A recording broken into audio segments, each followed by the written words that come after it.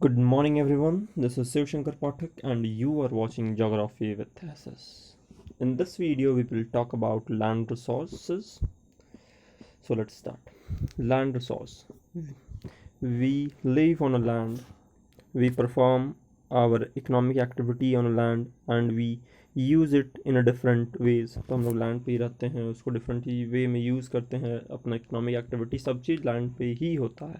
दस land is a natural resource of utmost important. आप सब कोई भी रिसोर्स देखें तो उसमें सबसे ज़्यादा लैंड रिसोर्स सबसे ज़्यादा इंपॉर्टेंट, क्योंकि अगर आपके पास कुछ भी चीज़ है उसको कहीं भी आपको उसको यूज़ करने के लिए आप लैंड का ज़रूरत पड़ेगा. ठीक है. It support natural vegetation, wildlife, human life, economic activities, transport, communication system. जो भी चीज़ आप देखते हैं वो कहाँ सबको बेस्ट किस पे रहता है, वो लैंड पे रहता है, इसलिए वो लैंड रिसोर्स सबसे ज़्यादा जरूरी. However land is an asset of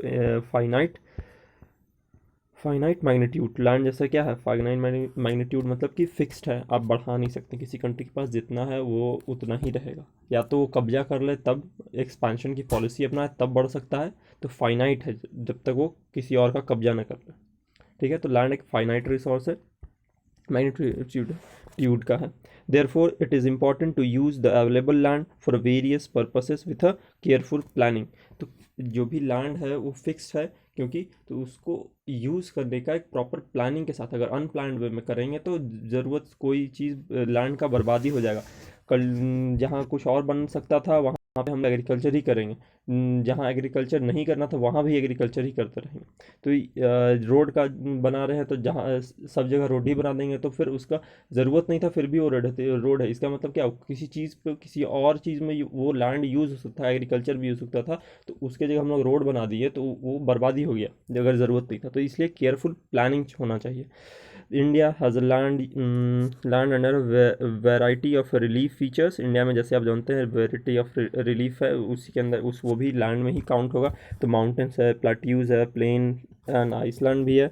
about 43% of the land area is plain. तो इंडिया का जो नॉर्दर्न प्लेन है, कोस्टल प्लेन है, वो सब कितना 43% जो है वो प्लेन में आता है. ठीक है. Which provide facilities for agriculture and industry. और यही जो 43% है वहाँ पे एग्रीकल्चर लार्ज स्केल पे और इंडस्ट्री भी बैठा सकते हैं. बाकी एरिया में एग्रीकल्चर करेंगे लेकिन वैसा नहीं हो सकता. ठीक है. तो मेनली जो है वो 43% पे ही दोनों चीज़ करना है. Mountains account 30% of a total surface area of the country. वहीं 30% जो है माउंटेनियस रीजन है तो उस पर नहीं करेंगे. And ensure perennial flow of some river. तो ये जो 30% है उससे क्या होता है, हम लोग को पेरेनियल फ्लो यानी साल भर पानी मिलने का व्यवस्था हो जाता है. ये जो 30% लैंड है जो माउंटेन्स है, हाई माउंटेन्स है, उससे प्रोवाइड फैसिलिटीज़ फॉर टूरिज्म. और ये जो पेरेनियल रिवर्स है उसके कारण क्या होता है, टूरिज्म हो सकता है एंड इकोलॉजिकल एस्पेक्ट में भी हम लोग उससे अच्छा होता है. About 27% of the area of a country is a plateau region. और जो प्लाट्यू आप देखते हैं सेंटर में आप देखते हैं जो प्लाट्यू है, छोटा नागपुर प्लाट्यू हो गया, तो ये क्या है 27% कवर करता है टोटल लैंड एरिया का इंडिया का.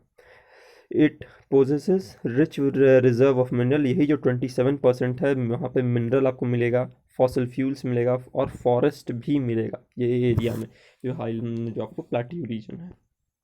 तो लैंड का यहाँ कैटेगराइजेशन होता है, कर सकते हैं हम लोग फिर लैंड यूटिलाइजेशन. तो land resource are use for following purpose. जो पर्पस किस चीज़ के लिए यूज़ कर रहे हैं उसके अगर उस पर बांटे तो हम लोग ये पूरे 5 टाइप में बांट सकते हैं.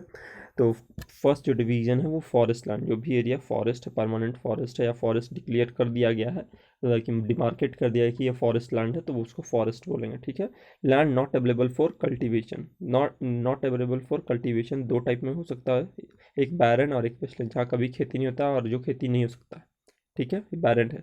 Land put to non agricultural use. एक जो लैंड होगा लेकिन वो नॉन एग्रीकल्चरल यूज़ में, उस पर एग्रीकल्चर हो सकता था लेकिन नॉन एग्रीकल्चरल यूज़ के लिए कर रहे हैं लोग. जैसे बिल्डिंग्स हो गए बना लिए, रोड बना लिए, फैक्ट्रीज, रेलवे लाइन बना दिए, तो क्या है वो लैंड को हम लोग एग्रीकल्चर के लिए यूज़ कर रहे थे लेकिन अभी नहीं कर रहे हैं, नॉन एग्रीकल्चरल पर्पस है के लिए. तो land put to non agricultural uses एक हो गया.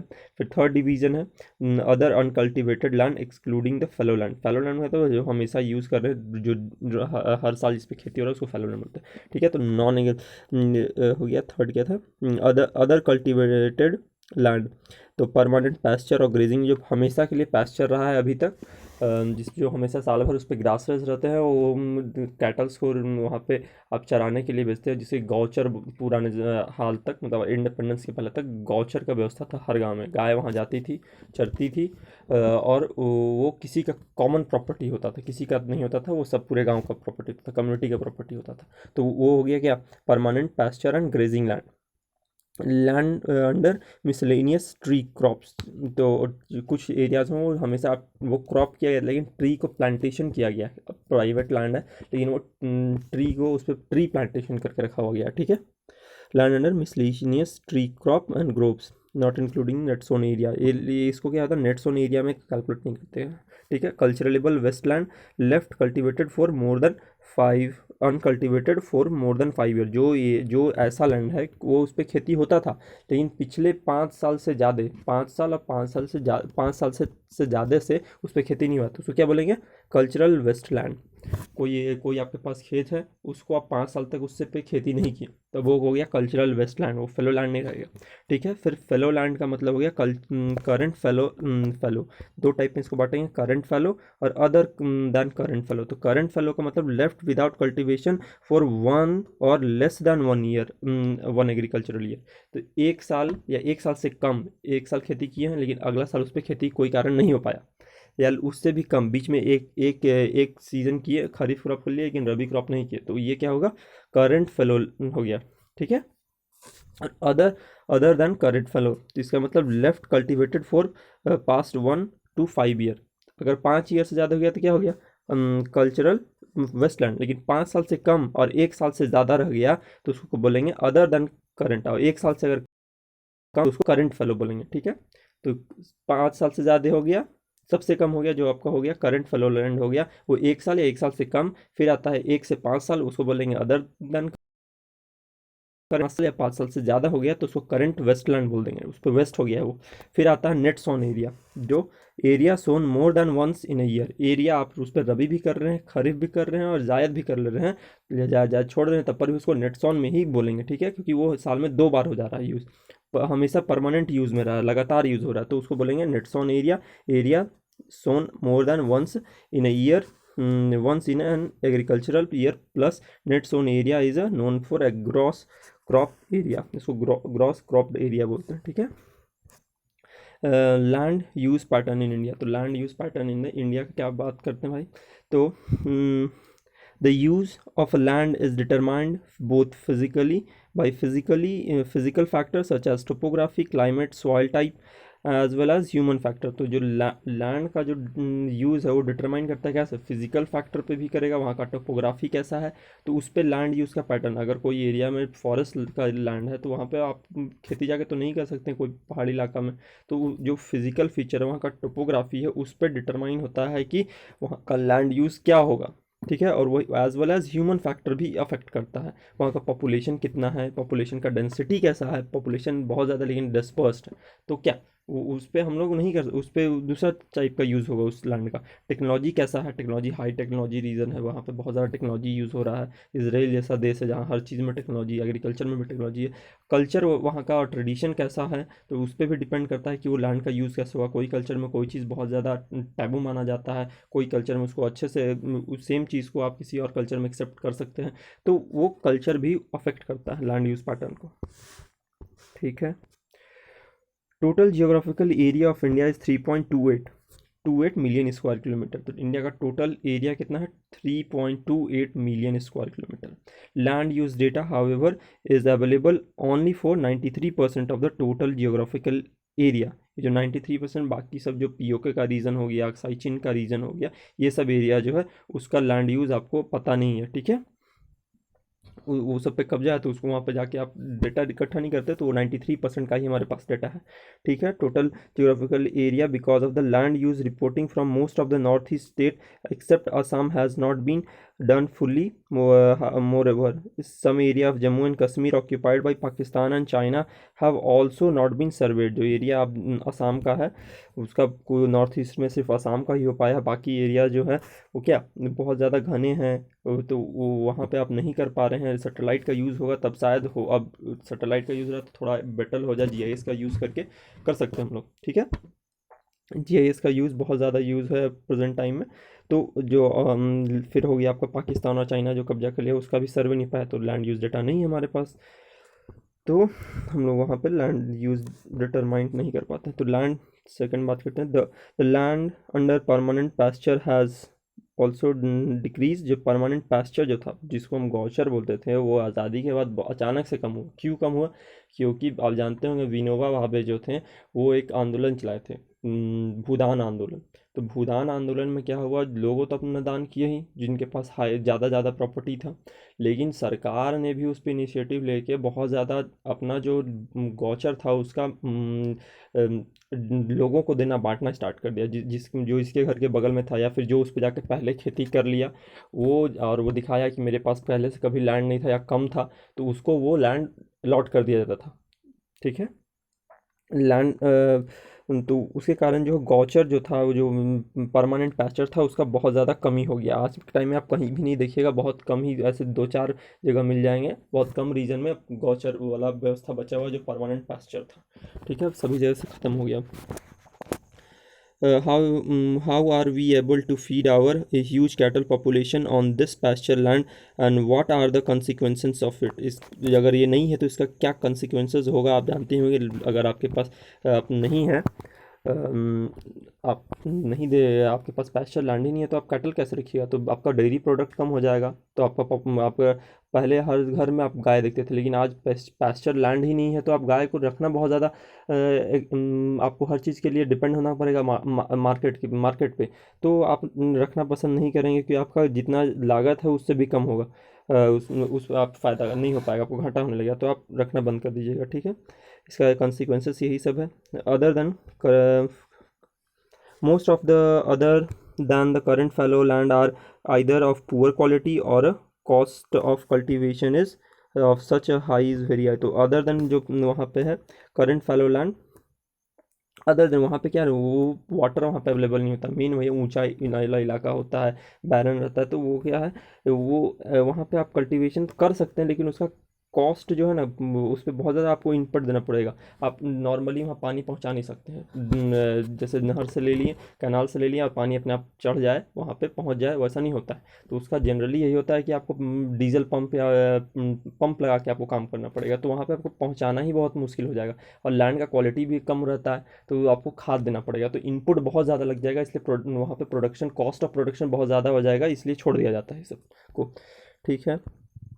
Hence, these lands are cultivated once or twice in about 2 to 3 years, and if these are included in the net zone area, then the percentage of NSA in India come to 54%। NSA का मतलब net sown area 54% of the total reporting area. तो अगर इसको भी ले लें, साथ में ले लें, अगर इस पर भी खेती होने लगे, तो 54% जो टोटल एरिया है उसका हम लोग नेट जोन एरिया में हो जाएगा। The pattern of the net sown area varies greatly from one state to another. एक एरिया में कहीं आप देखिएगा बहुत ज़्यादा एग्रीकल्चर होता है, कोई ऐसा राज्य है वहाँ पे एग्रीकल्चर आप नहीं कर सकते, या फिर पॉपुलेशन कुछ एरिया में बहुत ज़्यादा हो गया है, उसके कारण भी नहीं हो सकते हैं। तो वो नेट जोन एरिया वैरी करता है हमारे देश में state to state. It is over 80% of the total area in Punjab and Haryana. ये जो हरियाणा का जो टोटल लैंड एरिया है, उसका 80% से भी ज़्यादा पंजाब और हरियाणा का कल्टिवेटेड होता था। नेट सोन कर देते हैं हम लोग, वहाँ पे सोन करते हैं हर ईयर, ये हर ईयर में 2 बार हम लोग वहाँ पे खेती कर लेते हैं, ठीक है। Less than 10% of Arunachal Pradesh, Mizoram, Manipur and Andaman Nicobar island का कल्टिवेट होता है, क्योंकि वहाँ पे आपको क्या, बहुत ज़्यादा फॉरेस्ट है, फॉरेस्ट लैंड में ज़्यादा है वहाँ पे, ठीक है। तो वहाँ पे नेट जोन एरिया कम है। Forest area in a country is far lower than the desired 33% of a geographical area। ये जो इंटरनेशनल कमिटमेंट है उसका कहना चाहिए कि 33% जो टोटल है लैंड आपके पास, लैंड का एरिया, उसका 33% फॉरेस्ट होना चाहिए, लेकिन इंडिया में वो भी कम है, ठीक है, as it was outlined in the National Forest Policy 1952, it was considered essential for maintenance of the ecological balance. 33% जो माना गया था इंडिया में भी नेशनल फॉरेस्ट पॉलिसी के अकॉर्डिंग 1952 में आया था, बना था नेशनल फॉरेस्ट पॉलिसी, उसके अकॉर्डिंग माना गया था कि 33% होना चाहिए, क्योंकि इकोलॉजिकल बैलेंस भी ज़रूरी है, इसके लिए माना गया था, लेकिन ये नहीं हो पाया अभी तक. The livelihood of a million of people who live on the fringes of the forest depend upon it. जो आदिवासी लोग हैं या जो विलेज है जो जस्ट रहते हैं फॉरेस्ट के बगल में, वो सब सारा चीज़ के लिए फायरवुड्स हो गया, बेरीज हो गए, बहुत सारे गाय अपने को जाके वहाँ चराते हैं, कैटल्स चर ले जाते हैं, तो वो सब फॉरेस्ट लैंड का यूज़ करते हैं, फॉरेस्ट प्रोडक्ट का यूज़ करते हैं. अगर ये नहीं रहेगा तो वो क्या, उसको उनको खाना के लिए भी मुश्किल हो जाएगा. वो एक्चुअली आप जो जामुन देखते होंगे, तो जामुन के कहाँ से आता है, वो किसी घर में नहीं उगता है, वो जंगल में जाते हैं लोग, वहाँ तोड़ते हैं और लाके शहर में बेच देते हैं, तो उससे उनका इनकम होता है, तो वो नहीं हो पाएगा. ठीक है, इसलिए ज़रूरी है लैंड जो बचाए रखे जाने के लिए हम लोग को फॉरेस्ट को बचाना. A part of the land is termed as a waste land and land put to other non agricultural use. एक तो आप बोलते हैं वेस्ट लैंड हो गया, ठीक है, और नॉन एग्रीकल्चर मतलब क्या, जो एग्रीकल्चर के लिए यूज़ हो सकता था लेकिन यूज़ नहीं कर रहे हैं, उस पर रोड बना लिए हैं, रेलवेज बना लिए हैं, अदर चीज़ बना ली हैं. ठीक है, waste land includes rocky, arid and desert areas. जो वेस्ट लैंड हो गया जहाँ पे आप खेती नहीं कर सकते हैं, उसको बोलते हैं वेस्ट लैंड. ठीक है, बर्बाद हो गया वो, तो बर्बाद नहीं है वो, हम लोग के लिए भी बर्बाद है, लेकिन फ्यूचर में पोटेंशियल है कि हम लोग यूज़ करेंगे, क्योंकि हमारे पास टेक्नोलॉजी अभी नहीं हो कि हम लोग को यूज़ नहीं कर सकते, लेकिन बाद में यूज़ करेंगे. ठीक है, तो वेस्टलैंड इंक्लूड्स रॉकी एरिड, जो एरिड हो गया या फिर रॉकी आउट क्रॉप हो गया, बहुत दूर तक रॉकी है, तो आप वहाँ पे खेती करना बहुत मुश्किल है, तो वो कोई खेती नहीं करना चाहता है, तो वो वेस्टलैंड हो गया. जो डेजर्ट इलाका, मरुस्थली है, बालू है दूर दूर तक, तो वो वहाँ पे आप खेती तो नहीं कर सकते हैं, तो वो हो गया Westland. Other non-agricultural uses include settlement, road, land put to other non-agricultural include settlement, road, railways, industry, etc. Continuous use of a land over a long period of a time without taking appropriate measures to conserve and manage it has resulted the land degradation. जो लगातार हम लोग continuous use कर रहे हैं बिना सोचे समझे, पूरे साल भर हम लोग इंगेज रखते हैं को खेत को, ज़्यादातर नॉर्दर्न प्लेन का जो खासकर एरिया, वहाँ हमेशा यूँ देखिएगा कि पानी का अवेलेबिलिटी हो गया है, तो इसके कारण क्या, हमेशा आपको दिखेगा कि हरियाली है. बीच में जो टाइम मिलता है रबी और खरीफ के बीच में, उसमें हम लोग जायद क्रॉप भी कर लेते हैं. ठीक है, तो वो क्या है, उसके कारण क्या है, आप रेस्ट नहीं दे रहे हैं लैंड को, उसको अपना जो न्यूट्रिएंट लॉस हुआ आपको बना के दे दिया, क्रॉप बना क्रॉप उपजा के, तो उसके कारण उसका न्यूट्रिशन तो कम हो गया सॉइल में, लेकिन उसको वापस से इकट्ठा करने का टाइम नहीं मिल रहा है. इसके कारण क्या हो रहा है, और लैंड डिग्रेडेशन हो रहा है. तो अगर लैंड डिग्रेडेशन का कारण एक तो लगातार यूज़ हो गया, उसके कारण अब उसको न्यूट्रिशन नहीं है, तो आप उसको क्या करेंगे, आप ऊपर से देंगे, आप खाद डाल दे रहे हैं, तो हमेशा खाद डालने से तो उस प्रॉब्लम होगा, लैंड डिग्रेडेशन होगा. केमिकल चीज़ है, केमिकल क्या डिग्रेड करेगा ही, तो इसके कारण लैंड डिग्रेडेशन बहुत ज़्यादा हो रहा है. Proper management of waste land, control of mining activities, proper discharge and disposal of industrial influents, and waste after treatment can reduce land and water degradation in industrial and suburban areas. जो land आप शहर से गंदा पानी कर रहे हैं उसको ऐसे ही छोड़ देंगे. आप कानपुर के रीजन में देखते हैं कि नदी में जाइए तो आपको झाग नज़र आता है, वहाँ चमड़ा फैक्ट्री है, उससे डायरेक्ट एसिड यूज़ होता है. वहाँ पे आप अगर अपना पैर जाकर डाल दीजिए जहाँ पे चमड़ा फैक्ट्री में यूज़ होता है, आपका चमड़ा उतर जाएगा, हड्डी सिर्फ रह जाएगा. ठीक है, तो वैसा वैसा केमिकल का यूज़ करके बिना ट्रीटमेंट किए हुए डायरेक्ट गंगा नदी में डाल दिया जाता है. तो ये क्या हो रहा है कि इसके कारण जो सबर्बन एरिया है, जो इंडस्ट्रियल टाउन है या इंडस्ट्रीज से जो भी वाटर निकल रहा है, वेस्ट मटेरियल निकल रहा है, वो डायरेक्ट डंप हो जा रहा है वाटर में, या तो कहीं लैंड पर डाल दिया जाता है, या फिर आजकल नया प्रोसेस हुआ है कि ज़मीन में ही पंप कर दो.